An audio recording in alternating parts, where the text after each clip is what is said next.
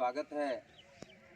आज आप लोगों का अंतिम यानी कि कोर्स कंप्लीट हो रहा है। कोर्स कंप्लीट के साथ साथ सारे बुक्स का रिवीजन भी हो गया, क्रैश कोर्स भी समाप्त हम कर दिए हैं। अब आप लोग एग्ज़ाम में जाकर सारे प्रश्नों का उत्तर धड़ल्ले से देने का प्रयास करेंगे। तो इस एग्ज़ाम में आप लोगों को क्या करना है उसके बारे में मैं थोड़ा सा हिंट्स करना चाहता हूँ। एग्ज़ाम में जाने के पहले अपने दिमाग को स्थिर रखना है। किसी भी तरह का दिमाग में हलचल नहीं होनी चाहिए, यानी दिमाग शांत होना चाहिए। शांत दिमाग से परीक्षा हॉल में प्रवेश करेंगे। परीक्षा के रात्रि ज़्यादा जागरण नहीं करना है। 10 बजे के आसपास सो जाना है। भले 4 बजे भोर में उठ के पढ़ना है, बुक्स को देख लेना है, नोट्स को देख लेना है। उसके बाद हॉल में प्रवेश करने के समय थोड़ा सा निर्धारित समय से पहले ही सेंटर पर जाना है। हड़बड़ी नहीं करना है और शांति मूड से जाना है। किसी भी तरह का हलचल, ना खुशी ना दुखी। खुशी भी ज़्यादा नहीं होनी चाहिए। खुशी भी जो है खराब का संकेत है और ज़्यादा दुखी भी जो है खराब का संकेत है। इसलिए ज़्यादा ना खुशी से जाओगे ना ज़्यादा दुखी से जाओगे। ज़्यादा खुशी में भी क्वेश्चन छूट जाता है और ज़्यादा दुखी में तो छूटना ही तय है। तो इसीलिए शांत दिमाग से जाना है। उसके बाद जैसे प्रश्न पत्र मिलेगा, प्रश्न पत्र मिलने पर सारे प्रश्नों को एक बार सरसरी निगाह से देखते जाइएगा और जो आसान हो, सबसे आसान हो, पहले उसी ऑब्जेक्टिव्स को बनाओगे, उसी को रंगते ही जाओगे, संग संग ही रंगते जाओगे। एक इसका ऑप्शन कौन सा होगा उसी को पहले रंग देना है। फिर 2 नंबर पढ़ो। यदि 2 नंबर भारी है तो तुरंत उसको छोड़ के तीसरे नंबर में चले जाओ, चौथे नंबर में चले जाओ, यानी धीरे धीरे आगे बढ़ते जाओ। और इस प्रकार से जितना निर्धारित क्वेश्चन होता है, जैसे 100 वाले में 50 क्वेश्चन का आंसर देना है तो 50 क्वेश्चन का आंसर रंग दो। उसके बाद गिनती करके देख लो 50 हो गया तो 50 से ज़्यादा नहीं रंगना है। लेकिन जो सबसे आसान हो, बिल्कुल जो आसान हो, जिसमें कलम नहीं उठाना पड़े, वैसे क्वेश्चन को ही रंगना है। ये मैं मैथमेटिक्स की बात कर रहा हूँ जिसमें मैंने लिखने पढ़ने का कोई ज़रूरत नहीं है। लेकिन मैथमेटिक्स में तो क्या करना है, ऑब्जेक्टिव जब हो जाएगा तब सब्जेक्टिव को टच करना है। तो सब्जेक्टिव में भी जो सबसे आसान हो, जो जान रहे हो कि हम इसको आसानी से बना लेंगे, उसी सब्जेक्टिव को टच करना है। ये नहीं कि हम 1 2 3 करके बनाते जाएंगे। जो सबसे आसान लगे उसे बनाना है। फिर आगे बढ़ो, देखो सबसे आसान जो है वही आसान बनाना है। जैसे 30 क्वेश्चन मैथमेटिक्स में पूछा जाता है, उसमें 15 का जवाब देना है तो 15 का ही जवाब देना है जो सबसे आसान हो। ठीक है। उसके बाद ऑब्जेक्टिव सब्जेक्टिव हो गया। उसके बाद दीर्घ उत्तरी में जाओगे। दीर्घ उत्तरी का भी जो सबसे आसान लगे, जो लगे कि हम इसको धड़ल्ले से बना लेंगे, उसको बना लेना है। तो इस प्रकार से, और यह हमेशा प्रयास रखना है कि एक भी क्वेश्चन छूटे नहीं, एक भी क्वेश्चन छूटे नहीं।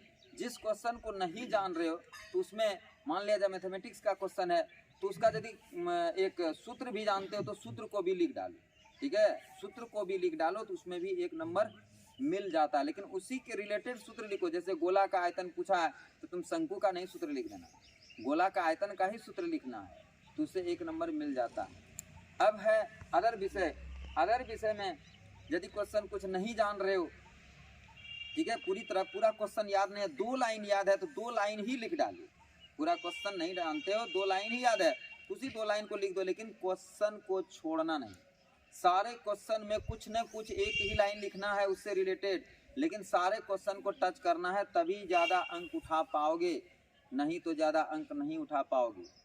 ठीक है। उसके बाद एक महत्वपूर्ण बातें ये है कि परीक्षा हॉल में ध्यान रखना है कोई तुम्हारे पैर के पास कोई कागज, चीट, पुर्जा नहीं गिरा दे। जब बाहर से कोई आदमी आते हैं यानी कि चेक इन में, तो लोग जो है हड़बड़ में जो है अपने पैर के पास कागज गिरा के और धकेल देगा, पीछे खिसका देगा और तुम्हारे पैर के नीचे चला जाएगा। और जिनके पैर के पीछे पुर्जा मिलेगा उसी को एक्सपेल्ड करता है, उसे परीक्षा से निष्कासित कर दिया जाता है। उस बात का भी ध्यान रखना है। जिस समय कोई आएंगे तो पैर के नीचे देखते रहना है कि कोई कागज़ तो नहीं फेंक दिया, पुर्जा तो नहीं फेंक दिया है, चिटका पुर्जा तो नहीं फेंका है, तो उसको ध्यान में रखना है।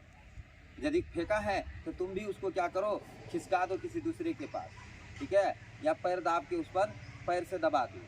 और जो भी जांच में चेकिंग में आएंगे उसका चेहरा नहीं देखना, चेहरा देखेगा तो समझ जाएगा तुम्हारे पास कुछ भी नहीं है, चेहरा देखेगा वो समझ जाएगा कि इसके पास कुछ न कुछ है, ठीक है, उठा के खड़ा कर देगा।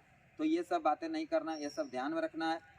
अपना जो जानते हो वो लिखते रहना है और हमेशा यह प्रयास रहे कि एक भी क्वेश्चन छूटे नहीं। अब बाय चांस यदि क्वेश्चन भूल जाते हो, ठीक है, तो उस समय एक गुरु मंत्र को याद रखना कि गुरु जी को याद कर लेना, बस क्वेश्चन जो है भुला हुआ क्वेश्चन याद आ जाएगा। लेकिन हृदय से दिल से याद करना, क्वेश्चन भुला हुआ जो होगा वो दिमाग में घुस जाएगा, याद हो जाएगा, ठीक है।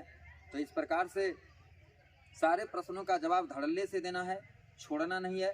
इस बात को एकदम ध्यान में रखना है और दिमाग को शांति बना कर रखना है। किसी भी तरह का दिमाग में हलचल नहीं होना चाहिए, तभी सारे क्वेश्चन। और ये भी ध्यान में रखना है, ये नहीं समझना कि हम नहीं लिख पाएंगे, हम क्वेश्चन पूरा टच नहीं। दिमाग में रखो कि हाँ, हम सारे क्वेश्चन को हल कर देंगे। हम जो है किसी भी चीज़ को छोड़े नहीं है पढ़ने के लिए, सब चीज़ हम पढ़ लिए हैं, कोई चीज़ बाकी नहीं रह गया है। इस बात को ध्यान में रखना है, ठीक है। तो बस आज इतना ही। फिर जो है आप लोगों का जो है मैंने क्या कहते हैं, अंतिम विदाई के समय चरण स्पर्श करके आशीर्वाद लेके आप लोग जाइए। मेरा आशीर्वाद आप लोगों के साथ रहेगा। आप लोग बारी बारी से आइए और आशीर्वाद लेके जाइए।